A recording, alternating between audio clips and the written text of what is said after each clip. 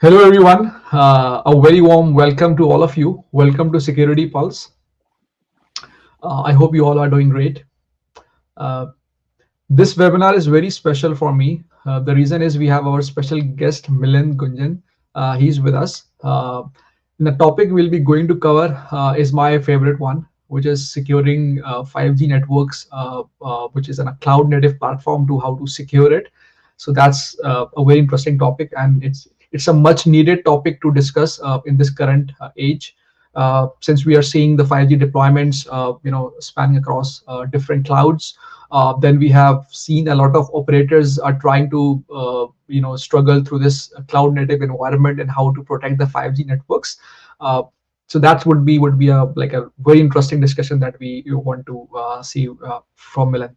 And those of you who have joined Security Pulse for the first time, so we at Security Pulse, proud to empower the professionals and the industries with the cutting edge technology, information, as well as how to protect the new technological and advancements.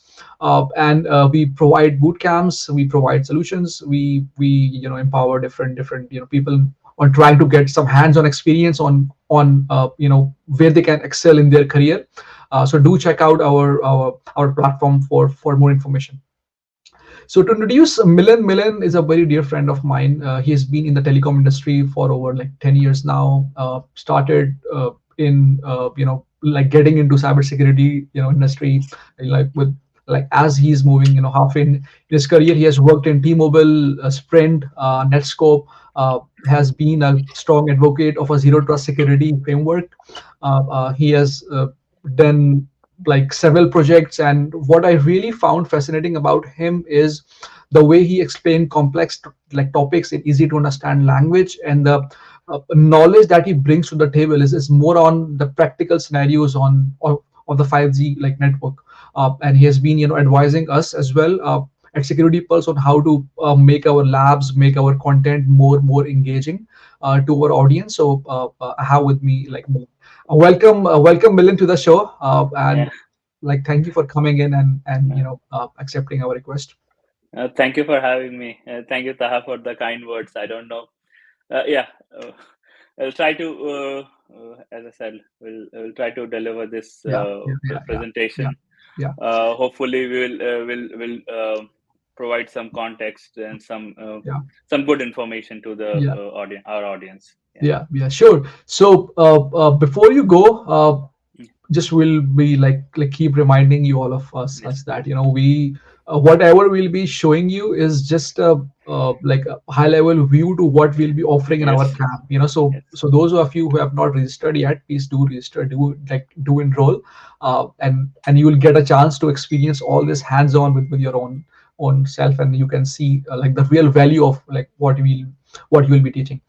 So Milet, over to you. Okay. You can share your screen and you can start your presentation. Sure. Yeah. Uh, yeah. So, Taha, just confirm you can see my screen. Yes, yes, I can. Okay. Yeah, and as just a little bit of background, as Taha mentioned that I've been fortunate enough to connect with him and have been helping on at least on the cloud native aspect of the lab setup for the boot camp. This is an topic which I keep going back to. This is something which I have worked on since 2015, and I'll give some more background.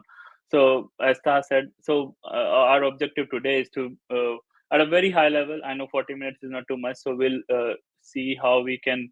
We'll go through the slides. We'll explore, like what cloud native 5G brings, why we move toward cloud native adoption in 5G, and obviously there are some advantages to moving towards it, and then the challenges. And at the end of this session, we are also going to go through a demo where we'll see uh, uh, like yeah, we'll try to leverage the cloud native tools, open source mostly, to secure 5G scenarios. So that's the goal here. A little bit about me. As Taha mentioned, I have around 14 years of experience. I started my career in telecommunication with Ericsson. Did my master's at University of Maryland, College Park. Have recently gone through the CISSP certification. So that's my foray in cybersecurity. My last project, I was actually have developed a patented solution. It's a SIM-based zero trust SASE solution for cellular IoT security. And but most of my work around 5G security, and cloud native deployment has been in Sprint and T-Mobile. I was part of their technology innovation lab, and that group was like a forward-looking group. So we were working in a lab looking into all cloud native adoption. And based on the work I have done in that lab, I also have worked published a paper on the cloud native adoption in back in 2019. So I've been working on this topic for some time. So that's my background, and then I'll move on to. I'll start with today's topic. As I said, no, most importantly, we just wanted to we saw in the later stage, with LTE Advanced, we saw that things were moving in the direction of making the network functions flexible enough to be deployed on a cloud platform, right? And I think that started with the NFV effort. So the first step was to pull out the monolithic pull from the monolithic way of deploying a network, which was being done in 3G and mostly in 4G, and then move away from them and try to virtualize our network functions. So that was the first foray as an industry we did, right? And there were some key constructs which were adopted. The first was bringing in the uh, virtualization layer, and abstracting uh, the network functions from the hardware. Uh, and so that led to what we see now, a truly containerized network being deployed in 5G. And another was work which was done around control and user plane separation. So that also, I have worked on a project, what it was an open source project back at Sprint, which has now been, I think, donated to ONF, called OMEC, which was like a first open source project which worked on the control and user plane separation. And so and that's what we see if you look at the architecture on the right. That's what we see, right? We have a clear separation now in 5G, which was not that clear in LTE. So things like this, as I said, this also led to the evolution. There was a need for it. We were moving towards more distributed deployment. We were moving towards scalable. The requirements from the 5G or the telecom stack was increasing, right? Like more speed, more distribution, more use cases to be enabled on it, and that led to this kind of transition, where we now a 5G core can be deployed on a public cloud, private cloud. So it gave this evolution gave like flexibility to flexibility, and obviously when you're moving to virtualization, there are certain advantages to it. Now you are not tied to specific hardware or the hardware requirements. So your network functions can be deployed, and with containers and cloud native, you are also taking advantage of bin packing, right? So you the hardware underlying hardware can be effectively leveraged. So more network functions can be deployed on the same hardware. That's the idea, as and when we move to containerization. And some aspect of it is has been true. There are some networks in production now where it's a hybrid kind of a deployment, and that cannot have been possible if we're still relying on uh, the older model of deploying 5G like the telecom networks. So moving on, so this there, as I said, like when you say cloud native, that was the first question which I had in my mind when I started investigating, right? Like in 2018, 5G specs were being developed, and we had like even in the NFV days, we had like a lot of discussions going on within the team members and people who were actually contributing to ITSI. What BNF means, what CNF means, like the definition of it, and for some reason it's very important uh, uh, to go about and find out what those terms mean, so that then as and when you take that idea, that construct, and start deploying in production, right, it helps you a lot. Like it kind of becomes like your like a north star for the whole product project, whatever it is. So and as I said, like that's when I started investigating on what the core tenets of cloud native can be, right? You cannot like so in NFV, what happened, right? You cannot just pull the software out of from abstracted from the hardware and bundle it with same set of interfaces. I know some operator did that in the initial days. Some vendors did that in the initial days of NFV, but you cannot call that as VNF, right? So there are some inherent. If you're running something as a VNF or a CNF, there has to be some inherent capabilities or qualities to it, and I think these core tenets, they basically highlight that. The first being microservices, right? Now, if you go back to the first architecture, right, our network. And if you specifically look into the 5G SA core, the network functions, they are like loosely coupled. They are like we are not interfaces. We are now leveraging like industry wide interface, HTTP v2 right now, and we at some point will move to v3. Yeah, but so microservices is all about like this loosely coupled deployment. So each CNF can be independently deployed, so it gives a lot of agility. And as I said, like to go towards microservices, you need containerization and orchestration. So containerization is like OS level virtualization. That's how we achieve containerization. So you have a container runtime running, and right now our network functions, like everything they need, like the from the OS to the business logic, they are all wrapped together as a container image, and and as deployed. And to be deployed in a scalable fashion, orchestration is needed, and Kubernetes, hands down, have become a de facto now for container orchestration. So, and that's what we are seeing. We are seeing efficiency from bin packing, portability. Again, as and when if you wrap the network functions with all its dependencies and abstract it from the hardware, right now it can easily be deployed whatever the environment is, be it your own data center or on the public cloud. And as I said, that's what we have achieved now with this tenet.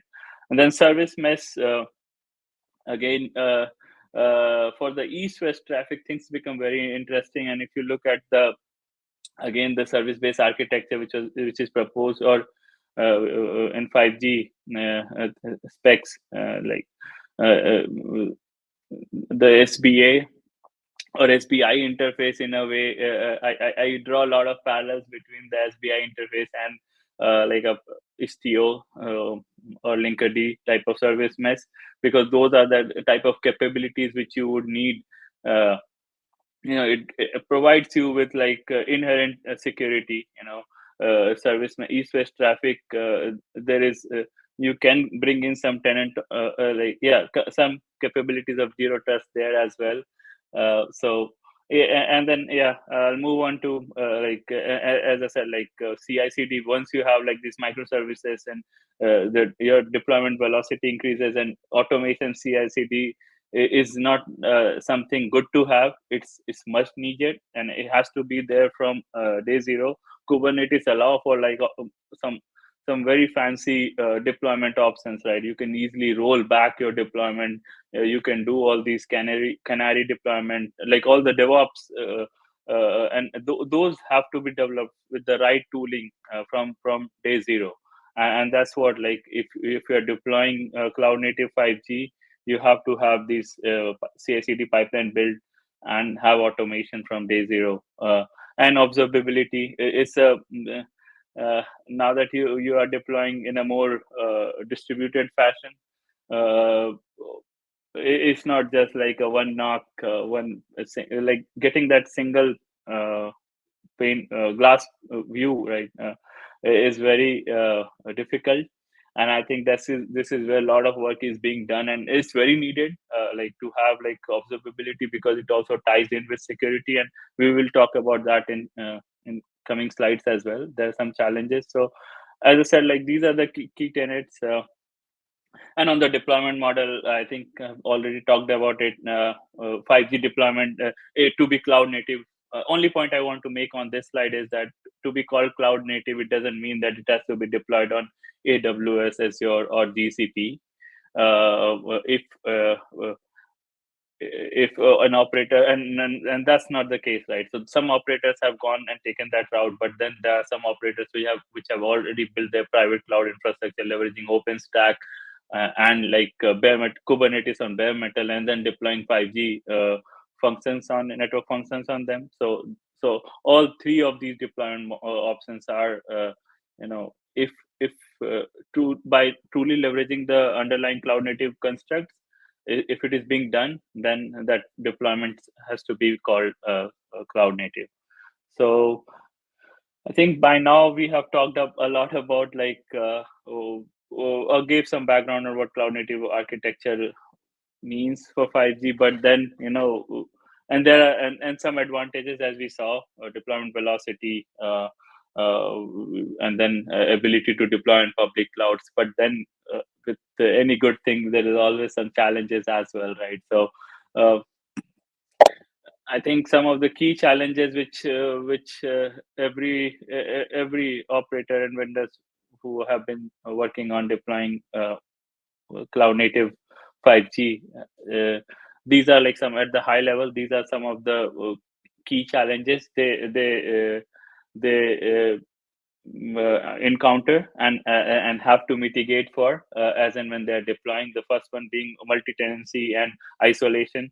Now if you look at like the microservices architecture, right, so CNF from different vendors will be deployed on same physical infrastructure. Even if you so there can be some better way to do isolation in a private cloud environment, but in a public cloud environment, you don't know where. We know in which like region, or can be specified with data center. Your cloud native network function is landing in, but like on that same server on the hardware, it can be sharing with like n number of different applications, right? So that brings a lot of security challenges, and telco being a highly regulated environment, these the multi-tenancy and isolation, I think, is like the number one question anybody asks, as and when they're planning for, or they keep asking and keep reviewing their security practices to ensure that. And then yeah, the second one, increased attack surface, is very easy to understand. Right now we are exposing they are not in the perimeter of most of the time not in the perimeter of like your own data center, right, from operators or 5G network operators point of view. And then and also we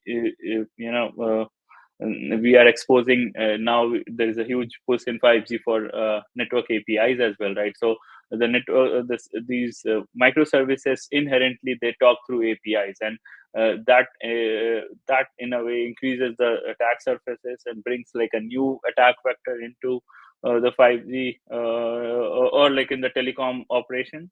Virtualization risk, again, we are talking about set of softwares like the Kubernetes, and then container as a service, whole ecosystem. There are like, if you are in production deploying or operating a 5G network, there is like n number of open source as well as other software stack which is needed for the for achieving virtualization.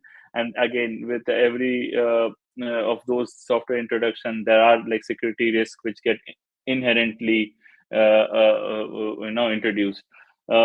Open interfaces, I think, in a way ties with the attack surfaces. We in Open RAN as well, we are seeing that, like the concept of XRAN RIC, like X apps, so like third party applications getting deployed, and they all are like have to achieve interoperability to function. But then again, like the question of trust, right? So and then visibility and control, as I said, like observability is a challenge when you have like these loosely coupled network functions being deployed all over your infrastructure. And from operator's point of view, it can be in their data center, can be on their edge data center, so extension of their primary wireless data centers, or on the cloud, right? So and then getting is it becomes like collecting logs, checking on interfaces, troubleshooting, everything becomes like the visibility and control gets more challenging in a cloud native environment. And dynamic deployment, I think it touched upon that, like when we move towards the CI/CD kind of setup or scenario, is yeah. It's rapid deployment that could lead to some zero day vulnerability getting introduced as well. And with automated scaling, like if a rogue CNF is actually get automated scaling, and then can resource constrain the actual network functions, right? So as I said, these are like some of the key challenges, and we'll look into some of it and how to mitigate. Obviously, that's why we have our job here, because these challenges are there. And this is a very good view from the 5G America Security in Cloud 5G white paper. If you have a time, we can send a link to it. All of it, what I was talking, most of it is covered here. So it's another view of what I was talking about. And Taha, just let me know, we are good still on time, right? So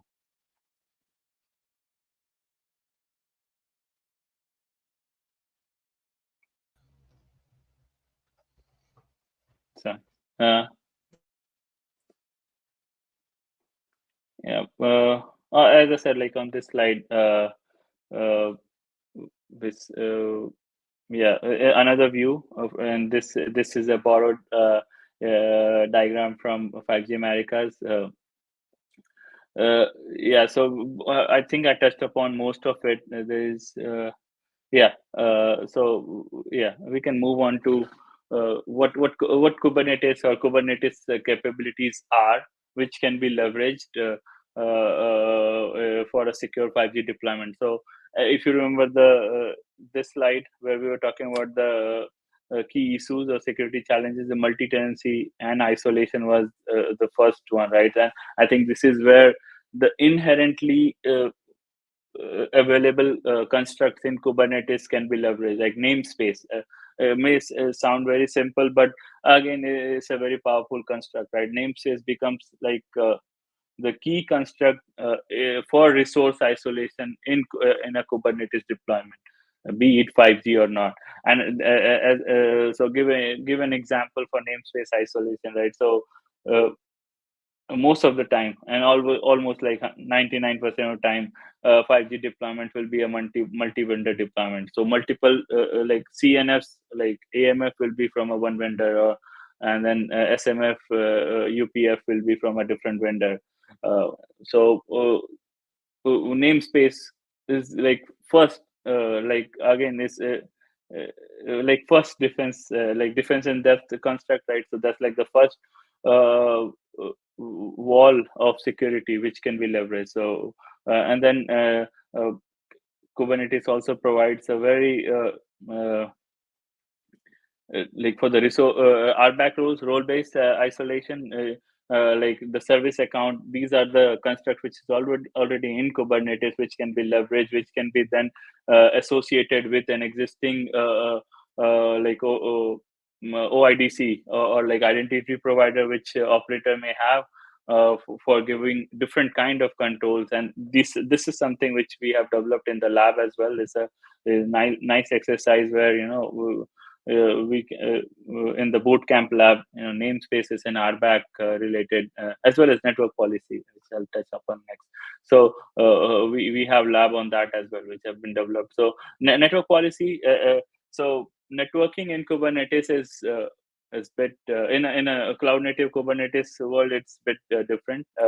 Uh, Not like we come from a traditional data center mindset, right? Everything gets an IP, and that's not the point here. Not all the pods which they get in a cluster IP, but they cannot be they can and they can inherently talk to each other. So Kubernetes networking was designed to be flat.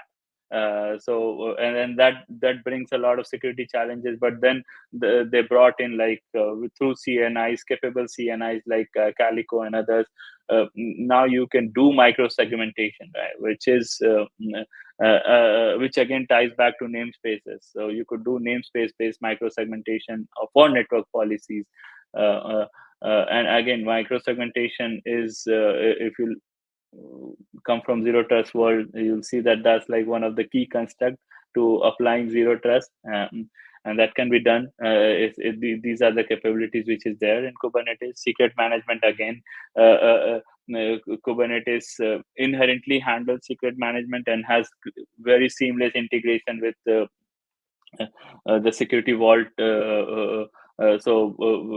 Your password. So nothing can, if you don't want it, nothing can be a plain text. Everything can be, and in Kubernetes secret manager management capabilities, along with like third party, can provide a very secure storage for sensitive data, from passwords to even the subscriber data. And you can do very easy Hasika vault integration or any other tool, similar tool, which can be leveraged. Pod security standards, again, this is something which is evolving. Initially, Kubernetes had policy based security enforcement, like just for pod specifically. And they deprecated that, and now through open policy agent, so agent based, open OPA, and Kyverno. And that's where the demo is for today. We'll see how we can write like security policy, which we will map to 3GPP specifications and enforce it. And runtime security is another thing which, like as the Demon said, like there are like tools like Falco, which runs underlying and ensures that the policy which has been created as per 3GPP specifications are being enforced. And we'll look into that a bit. So yeah, this is a nice segue. So the last two we were talking about. So 3GPP spec 33.501 specifies for every like network functions, right? Like as well as the interactions, has specified security requirement for protection of the 5G as a system. So there are like a lot of so you have like security requirements which is being set up there. Now in a cloud native Kubernetes construct, what you can do is you can pull that security requirements, and then can leverage. Kyverno is picking up instead of OPA nowadays, because OPA uses its own like language called Rego, but Kyverno is a Kubernetes native policy engine. And you use YAML file for creating policy, which is if you are dealing with cloud native Kubernetes environment, YAML is your friend or enemy, depending on the day. So policy information. So you write.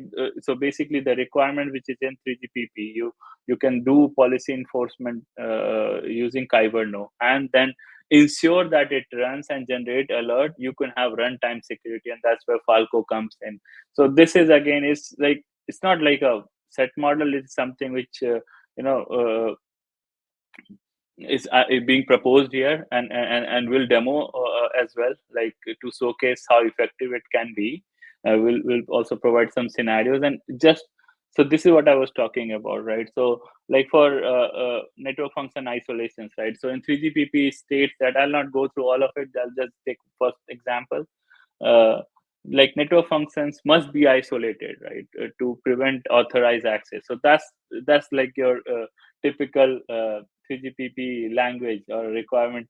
That's how they write it. Now, how to make it enforceable, right? Like it's, so right now it's like an idea that, okay, it has to be enforced for logical separation, but like how do you make that idea a reality? And that's where this policy enforcement capability in the cloud native construct of and Kubernetes uh, helps. So you can write a policy, and we have used in all of our examples Kyverno and Falco, and so that's what we'll talk about. But by no means these are the only options. But so what you do is you write a policy where you say enforce namespace isolation for each CNF, and that in a way fulfills the requirement. And now that you already have this policy in place, now like somebody has to be like a watchman, like so that's where daemons set, right? Daemons set in a Kubernetes, these are like the kind of containers which they are always running in the background. They have the system level access, and they see everything. And that's where Falco comes in. That's how it is being deployed. And you monitor namespace activity, alert on cross namespace access attempts. And for today's demo, we have set up Slack, where if there is any vulnerability which has been detected, Slack notification will be sent out. So you can see, right, so for some of like the major key security challenges which we are discussing in cloud native, you could write based on the 3GPP requirement, you can write policy and do the enforcement. And like we'll share the slide and this information so you can review it later. I don't want to go to each one of them. So I think this is like the end of the talking part of the slide, and now it becomes that how do I say, the fun part. I never know when the demo will work or not. Meanwhile, I'll just pause for a minute. Are we good on time, Taha? I think we are good. Yes, we are good. I think we can start with our demo. Okay. Yeah. Okay. Yeah. So I'll give an example of sorry, go through how we have set up the demo environment.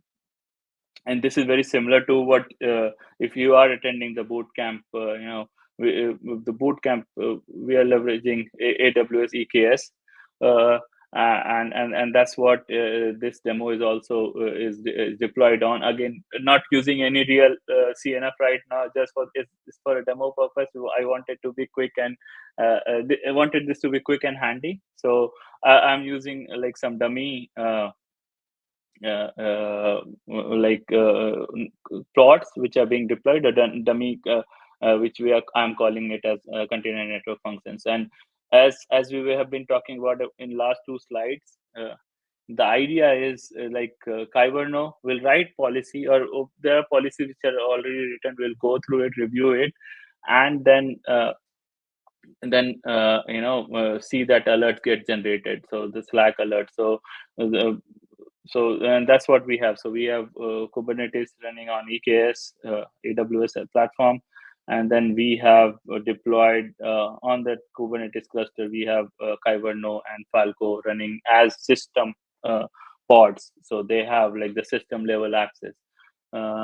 So yeah, so on the demo side, let's so this is the cell. So first of all, let's. I was talking about the Kubernetes cluster, right? So let's review. So kubectl nodes. So as I said, these are like two, and I can see.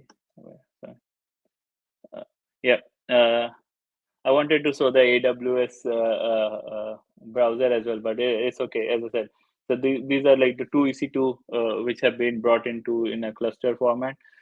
So these are the two nodes. And then yeah, so we have get so, and then I'll give you, so right now the access I've and this is something which is another thing which is neat about the for the demo. We'll just focus on Kyberno uh, and Falco, but in the lab we have set it up like step by step, like right now I have like the system level or the root level access, from the kube config file, so I can do everything.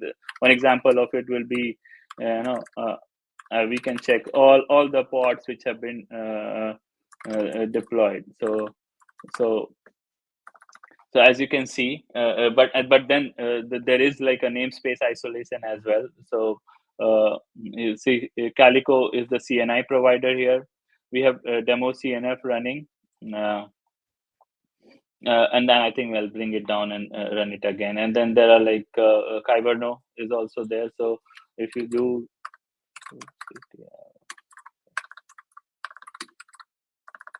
yes.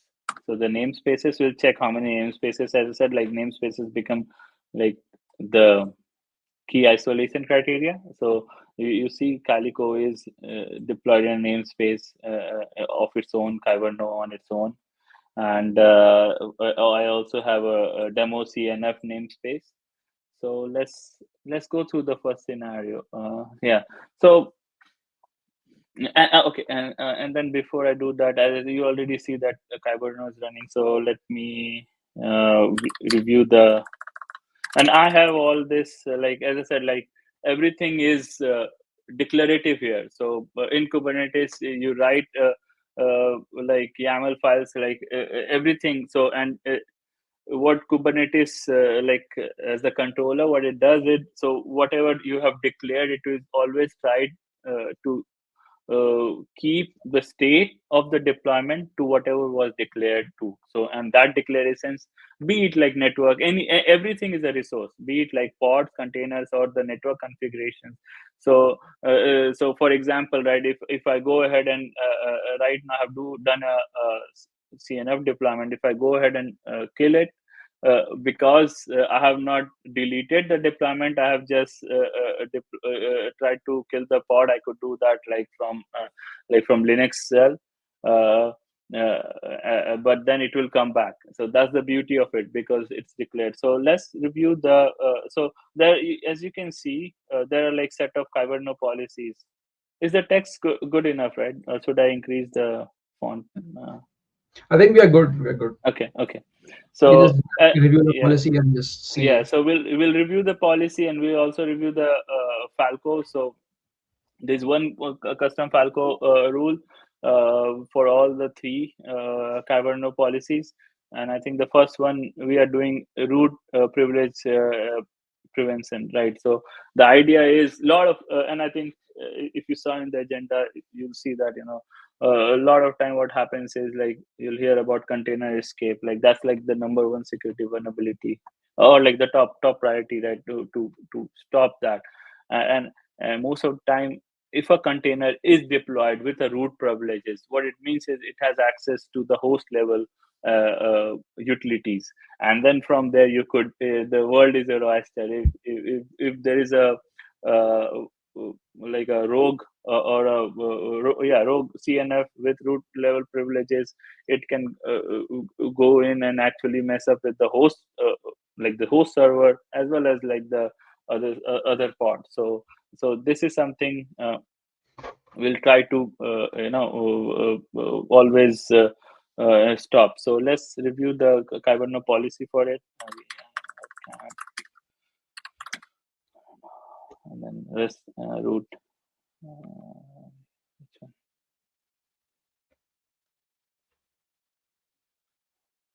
Okay, no root. Yeah, sorry. Took me a minute to find. Yeah, so as you can see, again, it's like again, YAML is a high level language. If you just review, it's like a construct. So you do the API, what version, and what utility is what kind. It's like we are doing a cluster based policy, and what we are trying to do here is, so this is the name, metadata is just the name we have given to it, and we are saying that, like, we are preventing resources like to be root user, and those resources can be powered deployments, stateful set. Yeah, I don't want to. And then, as I said, so that's what we are enforcing, and you will see this information. So with this, what should happen is, and now this is ensured, and okay. Let me bring up a Chrome so that I also have my Slack.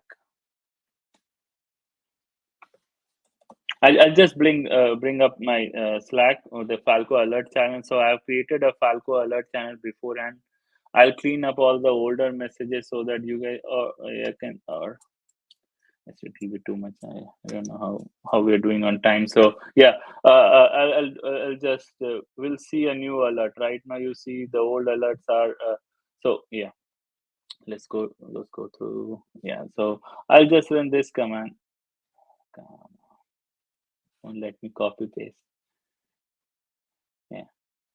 So this is what I'm doing over here is trying to run a test pod, which I'm asking that test pod to have a root access. And just to explain this, yeah, let's go to the like previous slide. yeah, Yeah. So here, if you see this command kubectl run test user image busy box, this is the image what we yeah, are giving this yes, to. yes, And the security context here that it says like run as user :0. So this is where it is yes. showing that you have to run with As the a security. root, yeah, Mhm. we are running as a root user. So Yeah. it is taking up the security context of a root user. Yes. Yeah. And you can also have this. So this is just a command which we are showing you, but if you have a policy where you don't want the pod to be deployed as a root, or using a service account which is by default, or whatever parameter you can specify in that particular policy. Yeah, yeah. And then as I will go through a few other policies. So uh, because the way we have written the policy, right, we said we will not allow it, right? So as you can see, when we ran this command, didn't allow, and also said why it didn't allow it, right? So the Kyberno policy said it denied, Kyberno denied it, and let's see on the Slack if did we get a new message. So 11:40, right? Yeah, so we got a new message right now. As and when I think 3 minutes back we ran it, right, and it will. So this was done through the Falco integration. So the Yeah. Falco is it's as I said, right, it's a runtime, right? It's seeing what is happening. So there was uh, bad behavior which happened, and Falco like Kyberno policy stopped it, but then that's not like you would want your knock or the SOC or like your security folks to be aware of what's going on, right? So it gives all the details, right? Like the Falco actually provides like detail of what has happened, for this security alert, right? So similarly, let's go to our second scenario. So And as I just said, to, this is just to add one thing here, guys. So this is just like an alert part, right? So yes, for the Falco to detect it, it has to generate some sort of a log, and that log yeah, has to be sent backwards yeah, towards the Slack channel. It can yeah, be on Kibana, it can be yeah, on Grafana. So whatever, however you do it, whether the standard deployments or in the standard design, those events go to the same platform, right? So this is where you can improvise your design to whatever you need. yeah. And that's lot of it is defined here. As I said, and I think as Taha prefaced in the beginning, like there's like so much of detail we are just glossing over. But for the time, just to be mindful of the time. But so this is what we have written here. Like there's a config map which has been created, and this is what now Falco leverages. So it says, we have rule. Uh, if we didn't had a rule for like the root privilege, Kyverno would have stopped that pod from spinning up, but we would not get any alert. So if and think of a scenario, right? When and most of the time when you hear about a security breach, what you hear about is like somebody was sitting on a network for so long, right? And they try to do so many things. They try to SSH to one pod, another pod, and people just don't see those logs, right, or alerts, or like don't even enable alerts like on the network devices. And so that's what we are trying to avoid happening, right? So that pod didn't come up, but then now we are also aware that somebody tried to do something bad. So that, I think that's the message here. And then yeah, so I don't know, we have time for one more demo, like the second scenario. Yeah, then the second scenario, as you can see, now what we are trying to do is yeah, like we will running we are trying to basically will deploy a another pod, like a busy box, another container will come up, and then so this is not coming up as root, so this will be allowed, so the we can go in the pod. But then what we'll try to do is this pod will come with like the cell access, and that also is another like a security no. So as and when we deploy it, it gets deployed, so it's not explicitly forbidden. But then we generate an alert in Kyverno. We had a policy in Kyverno. Yeah, and as you're explaining this part, like Milan, just to explain our users that see wherever you are, like however you have configured, there are two things you need to be aware of. One is where the log is going. So in this case, Falco log is going to somewhere like in a directory where this is where the rule is written that hey, that log has to be like the alert has to go to the Slack channel, right? One of the standard design, what I really like is if you are working on some open source, if you are familiar with like a EFK stack, like a log stash or a Yeah, fluentd, so what you can also do is that as those logs are going into the Falco logs, like having a log collector can be configured, for example a log stash or a fluentd, yeah, and it can fetch that logs from that logging directory and then like send it towards an Elasticsearch, where you have set up like a Kibana view to get the logs from the like Elasticsearch. And then if you want to get like generate an alert on alarm, you can write some policy and write some alerts on the yeah. Kibana to get those logs out. So this is how you can design like in a proper way. Yeah. And yeah, that, and as well as for audit, right? Like audit is like key in security, right? Like so all these logs, they are being stored somewhere based on whatever the regulation can be, like 30-day, 90-day, things like that. That also is very critical, right?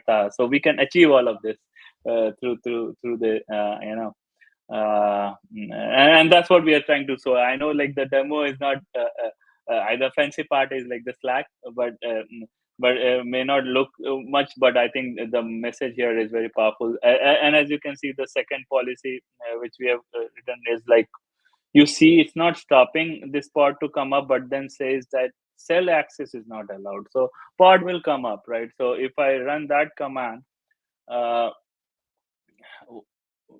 again what happens is, so I look at this command. So I'm running like a pod which comes up with the name cell test, uses this image, but then as and when it comes up, it executes and bring up the cell environment, right? So, and that's what something which we have specifically said no in the policy too. So the pod should have come up. Let's check CTM pod default names. Okay, I think there's some either I did enforce that it should okay. So I think I miswrote. Then it's like if it's coming up with the cell, is stopping that from happening altogether. Sorry, I That's misspoke okay. about That's that. okay. Yeah, So yeah, I yeah, think but what yeah, the message we wanted to yeah, convey yeah, is there are any requirements which you have either from the 3GPP standpoint or your yeah, enterprise security standpoint. What you can do is you can, if you are good in cloud native security part, you know how that tool works, which is, for example, we have showed you this Kyverno policy and the Falco Yeah, enforcement. You can write whatever policy there is in the Kyverno policy like engine, or you can use any other yeah. OPA is yeah, another one. Yeah, OPA is another good good tool, and you can push those events into a runtime security like a tool, which is Falco. Here we, some companies are using like CrowdStrike Falcon.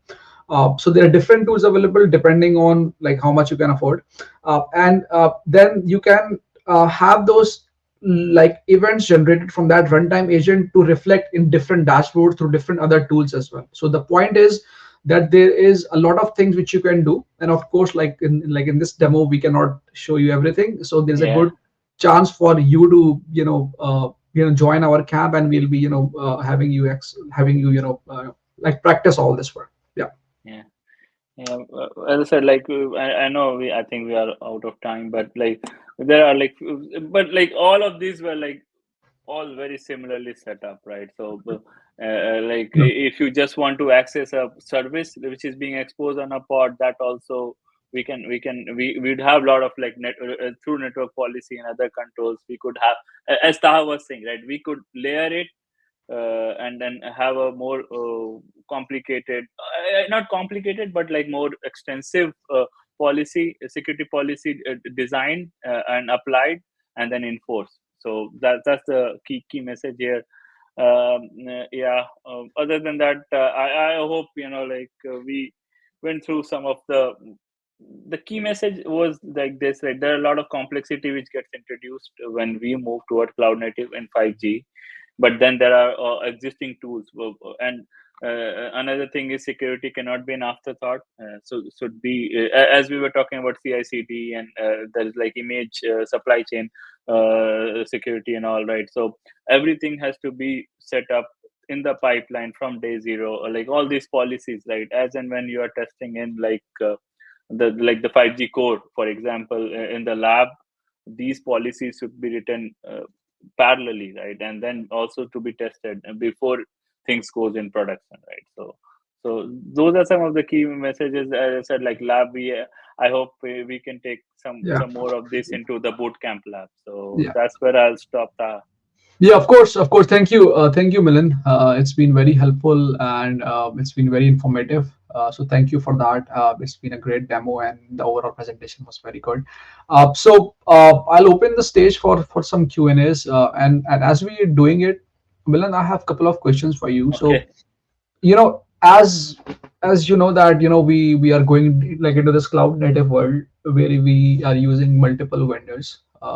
Some operators are using like a mixture of like different in RAN and in core we are using different vendors, right? Like Ericsson, Nokia, maybe some like somebody's using Huawei as well. So and those deployments are getting into like AWS, for example, and even like Yeah. Microsoft. So multi-cloud, multi-vendor environment where we are using the CNS, right? So what do you think in terms of the solution, and in terms when we talk about solution, we talk about policies, definition, policy Yeah. enforcement. So is that something which the operators can leverage, like an orchestration platform to Yeah. synchronize all these policies into one go and make sure that whoever vendor is we are dealing with, they are being able to apply all those policies? Yeah. What the question you're asking is like the dream, like the nirvana, and I think that's what we have been like as working in telco, right? If you remember the 8C diagram, right? Like so, you had NFVI like from, and Yeah. then everything layers up, but then was in on the left, right? In encompassing everything. If you remember the NFV architecture proposed by Hmm. 8C, right? So Hmm. what you're saying is that like if the operator end up owning that tool, right? Like that whole orchestration tool with observability capabilities, then like this multi-cloud, I know it's like when I'm saying it sounds very easy, but what happens is then deploying on any cloud infrastructure becomes an API call, right? You can just write script and deploy it there. But then if you have all these, like if you own that Mano, like the whole NFV that from Hmm. ground up, and have like built it have all these right tools in it, like right components in it, uh, to basically work in all this hybrid or multi-cloud environment. Yeah, and That as I can be said, that true, yeah. yeah, And I'll also add, yeah, I'll also add one interesting use case here. So this is, so think about, guys, this use case is, we are collecting data from multiple sources, and then we are enriching, normalizing, doing machine learning to understand the behavior of that. So we are doing a lot of like massaging on the data, and then we need a tool to actually digest that information and to be able to generate alerts on top of that to the application owners so that they can take action, or it can be automated through some like different SOAR tools to take an action on yeah, those incidents. So what I have seen is, if we can establish a data fabric platform which will do all those massaging of the data, and if the operator can owns that platform, so that no matter who the vendor is, no matter yeah, where the cloud is, those all alerts can be synchronized aggregated to a one common point, and there we can have different tools to generate to different application yeah. owners. So this is something which is a good use case, but it all needs That's like in different. the 5G SA code. That's what NW DAP was supposed to Yeah, do. yeah. So this is Yeah, something which we want to like come up with as a solution, and for all of you watching, this would be an interesting use case for you also to understand to how we can secure that platform. Because if you will start from really from that, then like coming from the bottom up towards yeah, the main source, that will give you a lot of understanding as well to like what yeah. different ways you can do. And I think you made a very great point, right? When you have like that, and I think I was explaining that also, like when you have that big problem, right? Like what, as I said, like when I was started reading 5G specifications, right? Why cloud native, right? When you have those big questions in your mind, and then start approaching like an if a new topic, right? It helps you a lot. Like maybe it's a big question may not be solved in that day, Yeah, but yeah, then it will help you understand the key concepts which are in front of you. Yeah, yeah. great point, Taha. Yeah, and one of the key takeaways I would want to give from this webinar to our audience is security.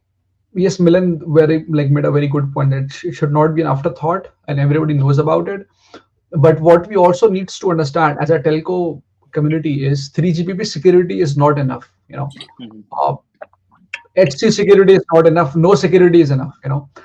It all comes down to the risk, like the risk management on how do you quantify your risk, what are the critical risks for you, and how do you get to that point where you can understand that, hey, these are the critical risks for me. And in order to understand all this, you need to have a better understanding about different security tools. So cloud native Yeah, is like one of the layers, right? yeah. Like three Just one is layer. one of the layers. Security by defense. I think I brought that up, right? Like Yeah, you're just like like whatever layer you are working on, you have to be aware like what yeah, security constructs are there. yeah, But like yeah, you're yeah, bringing up just to add to that, right? We're talking about moving to cloud, right? All the other enterprises, healthcare are they are on cloud, right? And they have to have like these security toolings in there. Like the different yeah. set of tools, right? But then telcos, if they are deploying in cloud, they have to even adopt that as Yeah, well. yeah. So And even it's I would say it's a good opportunity for the security vendors as well. So somebody yeah, who is having a cloud native runtime agent, let's say a Falco or a Calico, for example, to enforce a policy, he has a good opportunity to come into the 5G space, because yeah, it brings so much to the table. You have one place you're thinking about cloud native, then the other place you're talking about like standards. So everybody has their say in this an environment yeah. when we talk about cloud native ones. I think with 5G, that was another goal, which now with enterprise adoption, right? So that's what we are Yeah, seeing. 5G is yeah, not the communication stack just operator owns now. Enterprises are deploying. So yeah, there is one question, Milan, we have yeah. from Rishabh Parmar. He says that from business point of view, what are the various customer segments who ask for 5G security? Is the demand mostly driven by telco operators? That's a great question. Like Milan, you want to take this? Then I'll add my opinion. Yeah. Oh, I think just what I said right now, right? So now enterprises are also adopting the 5G communication stack, right? So, uh, and what we are talking about, like right now we are talking about the 5G system, right? The system which delivers the communication capabilities. So, if that is the construct like which you have to be or that's like the ecosystem which have to be secured, then yes, operator or enterprise operator which owns that stack will have the onus to secure it. Like for operators it becomes like a regulatory thing, right? And then enterprise may not be that hard, but like may not be that stringent, but yeah. But then yeah, that's where I'll stop with my answer. So I'll give you two answers for this. One is the short answer. The other one is slightly longer answer to give you more context. So who asks for 5G security? It's more like it's mainly whoever is like operating the 5G network and giving Yeah. services to their users. It can be an operator, it can be an enterprise, it can be whoever is using the 5G like services to deliver like content or to deliver services to their users. That is the short answer. Now to have this understand, uh, think about if there is an enterprise customer who is using 5G, to like a bank, or a media company, which is using 5G for their use case, right? So they are subject to some compliance requirement as well. Like one of the main requirements is, for example, the GDPR compliance, right? Yeah. Which is to make sure that you're handling data privacy Yeah. issues, right? So in that context, if you think about the 5G network, the 5G users, are whatever data we are getting from the users, those data contain some PII fields, like for example, Yeah. the cell ID, the IMEI, like the device ID information. So all those are coming into the network. So if you're not handling those information rightly, then you are subjected to some non-compliance as well. Like that is one part of it, right? And if you are like running your like environment in a European Union country, you will be more subjected to those compliance issues. And so now if you're talking about having a network which is running in an operator environment and you are like leveraging a public cloud, let's say an AWS or a Microsoft cloud, then there is, and if you are serving those infrastructure, let's say a network slice to a Fed agency, right? Or something like coming which is like a highly scrutinized industry, then you are subjected to some Fed compliance requirements as well, since you are serving that customer as well from your cloud Yeah. network, right? So it depends on who your end customer is, Yeah. where you are located in terms of your jurisdiction, what those So compliance requirements are. And then it is also depends on, like, as an operator, how much risk appetite I have. Some operators don't care about, right, using a lot of security measures, whereas some operators do cares a lot. They have to enforce 3GPP security, they have to enforce enterprise security measures. But so whatever they can do, they do it. It depends on how much you can spend, what are your business risk, yeah. who are your customers. I hope that has Yeah, answered. yeah. That's I think very good point, and I think it's like two way to look at it, and that's where like in my most recent role at Netscope, right? That's what I was doing. I was looking as 5G network as the way to deliver security, not looking into securing 5G networks, right? So two different things. So Nice, nice, good point. I think we are well on our time. Thank you, Milind, again for coming in. Like really appreciate your webinar, your presentation. Thank you everyone who have joined us, like who are watching us. I hope that you have enjoyed our session. If you want to know, if you want to know more about it, more about and getting your hands onto all this, please do join our boot camp. We'll be happy to have you, which is starting right next Monday. So those who have who have not joined, it's a good opportunity to look all these concepts like real hand and to understand more what 5G can bring to the security table. Until next time, thank yeah, you very much and hope you have a wonderful day. Like goodbye. thank you, Taha.